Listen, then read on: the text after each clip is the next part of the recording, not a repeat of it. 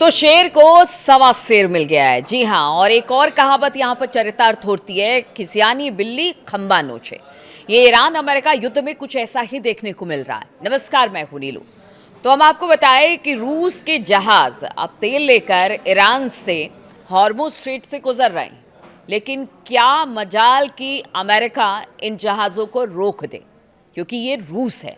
क्या रूस को ऐसा कर पाएगा? और यहाँ पर अब कह रहे हैं कि ईरान सिर्फ युद्ध करना नहीं जानता, बल्कि राजनीतिक कूटनीतिक का भी पूरा पूरा फायदा उठा रहा है।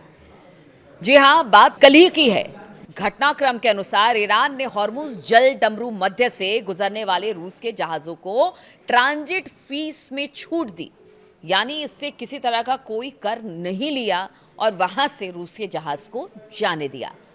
दोस्ताना देशों को ये छूट ईरान दे रहा है और वो पहले भी कह चुका है कि जो हमारे साथ हैं उनके लिए सब हॉर्मुज भी खुला हुआ है और छूट भी है। और इसमें रूस है, चीन है और कई सारे देश और हैं जिन पर किसी तरह की कोई पाबंदी नहीं है। अब ये समझिए कि अमेरिका नाकेबंदी किए हुए है हॉर्मुज के आसपास के इलाकों में, और ईरान से जो भी जहाज़ गुजर रहे हैं उनको तुरंत पकड़ लेता है। उन पर कई बार फायरिंग की है, बम गिराए गए हैं, मतलब तमाम तरह से हथकंडे अपना रहा है। लेकिन जब रूस के जहाज़ वहाँ से निकले हैं तो बताया जा रहा है कि अमेरिका कुछ नहीं कर पा रहा है।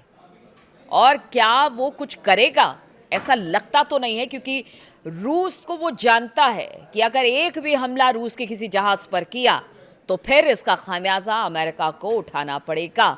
और वो रूस से तो बैर मोल नहीं लेना चाहेगा, क्योंकि रूस देखिए लगातार कह रहा है कि वो ईरान के साथ हैं, चाहे किसी भी तरह से हथियार देने की बात हो, टेक्नोलॉजी देने की बात हो या उसके साथ खड़े रहने की बात हो। रूस लगातार उसकी बात को समझ रहा है। अब देखिए लगातार प्रतिबंध खेल रहे हैं जो ट्रंप हैं, वो तमाम देशों पर प्रतिबंध लगा रहे हैं कि अभी आप ईरान से किसी तरह का कोई तेल या कोई व्यापार नहीं करेंगे, वरना फिर आप पर हम कर लगा देंगे, शुल्क लगा देंगे, तमाम तरह के सैंक्शंस लगा देंगे। लेकिन इसके बावजूद रूस वहां से निकल रहा है, लेकिन ट्रंप कुछ नहीं कर पा रहे हैं और ये एक राजनीतिक कूटनीतिक ईरान की कही जा रही है। आप देखिए इसी बीच जो खबर आई है, यहाँ जहाँ से रूस के जहाज स्ट्रेट ऑफ हॉर्मुज से गुजरे हैं, इसको मॉस्को में ईरानी राजदूत काजिम जिलानी ने रूसी मीडिया को ये बताया है कि हाँ वहाँ से निकले हैं और हॉर्मुज से रास्ता रूस को दिया गया है, वो भी बिना किसी शुल्क के। और देखिए हॉर्मुज मार्ग से निकलने के बाद अब ट्रंप कुछ नहीं कर पा रहे हैं, लेकिन हमने क्यों कहा आपको कि खिसियानी बिल्ली खंबा नोचे। तो अब जहां पर उन्हें लग रहा है कि ईरान को किसी तरह से डैमेज किया जा सकता है, वहां पर वो डैमेज करने की कोशिश कर रहे हैं। और इसी की तर्ज पर अब बताया जा रहा है कि ट्रंप प्रशासन ने चीन की एक बड़ी तेल रिफाइनरी पर प्रतिबंध लगा दिया है। देखिए रूस को वो कुछ नहीं कर पाए वहां पर, क्योंकि अगर हमला करेंगे तो रूस उनको मुंह तोड़ जवाब देगा। और इसीलिए ईरान ने अब रूस को आगे कर दिया है कि मारिए, अब कैसे मार सकते हैं रूस को। बाकी जो छोटे छोटे मुल्क हैं उनको तो आप लगातार उनके जहाज़ों को टारगेट कर रहे हैं, लेकिन रूस को कैसे? तो अगर वहाँ बात नहीं बनी तो यहाँ पर चीन में तेल रिफाइनरी पर प्रतिबंध लगा दिया, क्योंकि उसने अरबों डॉलर का ईरानी तेल खरीदा था। ये कदम व्हाइट हाउस के उस व्यापक अभियान का हिस्सा है जिसका कि मकसद ईरान के आय के मुख्य स्रोत यानी कि उसके तेल निर्यात को पूरी तरह से बंद करना। और ट्रंप ये बार बार कह चुके हैं कि उसके जो आर्थिक स्थिति है उसको तोड़ना है।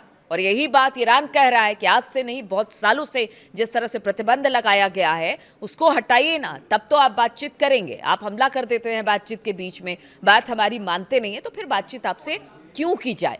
अमेरिका के वित्त विभाग ने कहा कि उसने हेंगली पेट्रोकेमिकल रिफाइनरी जो चाइना की है उसे निशाना बनाया और उसमें कच्चे तेल और पेट्रोलियम पदार्थों के लिए ईरान के सबसे बड़े जो ग्राहक हैं उनको एक तरह से कह लीजिए कि उन पर प्रतिबंध लगाया है। यानी अब ईरान से अगर वो तेल खरीदेंगे तो फिर कार्रवाई होगी।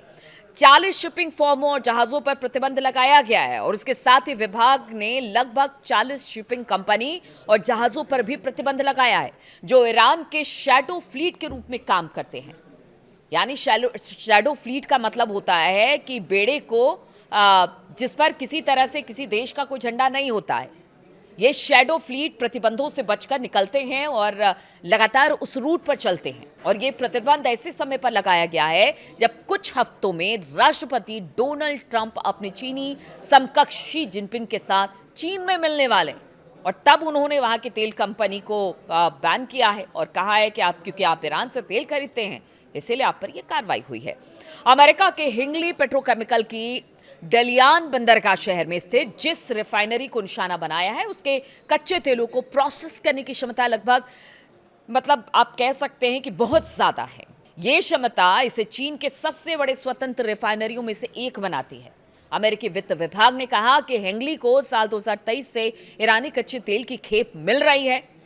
बेसेंट ने इस महीने की शुरुआत में ही चीन, हांगकांग, यूएई और ओमान के वित्तीय संस्थानों को पत्र भी भेजा था और इसमें कहा गया था कि ईरान के साथ व्यापार करने पर द्वितीयक प्रतिबंध यानी कि कई सारे प्रतिबंध लगाए जाएंगे। इस बात की धमकी पहले ही दे दी गई थी।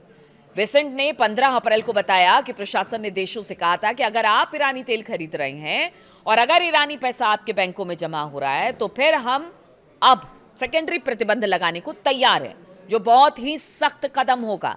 ईरानी तेल का चीन सबसे बड़ा खरीदार है। आंकड़ों से पता चलता है कि इस ईरान के निर्यात किए गए तेल का अधिकांश हिस्सा चीन ने खरीदा है।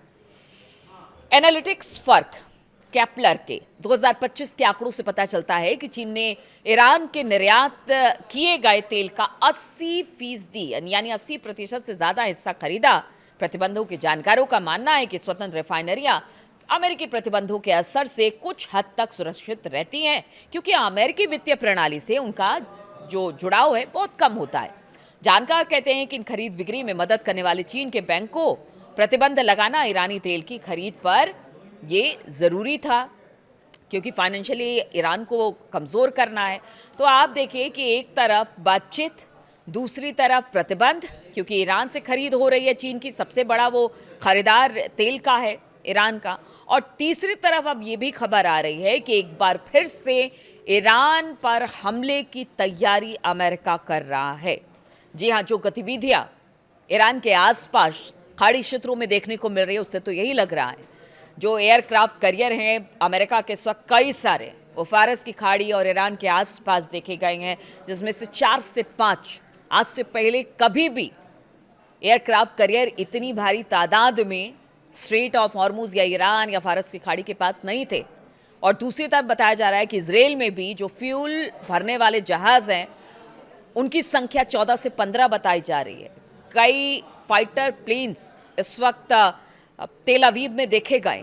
तो इसे क्या माना जाए, यानी एक बार फिर से बड़ी तैयारी ईरान पर हमले को लेकर ट्रंप कर रहे हैं और यह हमला दो तरफा कर रहे हैं। ईरान की कमर भी तोड़ रहे हैं फाइनेंशियली, और दूसरी तरफ एक बार फिर से बातचीत की बात हो रही है, लेकिन युद्ध की तैयारी भी दिखाई दे रही है, क्योंकि चीन और बहुत सारे देशों ने कह दिया है कि ईरान को तुरंत खाली कर दिया जाए। इसलिए कहा जा रहा है कि क्या कभी भी ईरान पर बड़ा हमला हो सकता है। ये सब तैयारियों को देखकर तो ईरान तो ट्रंप ऐसे ही हैं, वो क्या करते हैं क्या नहीं करते हैं, इसलिए ईरान ने भी कह दिया है कि इस बार तो आप सोचिए कि ऐसे ऐसे मिसाइल दागे जाएंगे जिसकी रेंज के भीतर 4000 किलोमीटर है, ऐसे उनकी रेंज होगी और फिर क्या क्या तबाह होगा इसकी जिम्मेदारी हम नहीं लेते हैं। यानी ईरान पर चौतरफा दबाव बनाने की कोशिश, लेकिन ईरान भी अपनी कूटनीति में हमेशा आगे रहा है, चाहे वो रणनीति हो, कूटनीति हो, या कह लीजिए कि आपकी हमले करने की नीति हो। हर तरह से अमेरिका को चुनौती दे रहा है। इसलिए अमेरिका के हाथ पांव फूले हुए हैं और अब अमेरिका चाहता है कि किसी भी तरह से ईरान को हराया जाए। और ईरान की शर्तें मान लेते हैं तो हम पहले ही कह रहे थे कि वो तो हारी होगी, और अगर नहीं मानते हैं तो फिर आपको ईरान को हराना पड़ेगा।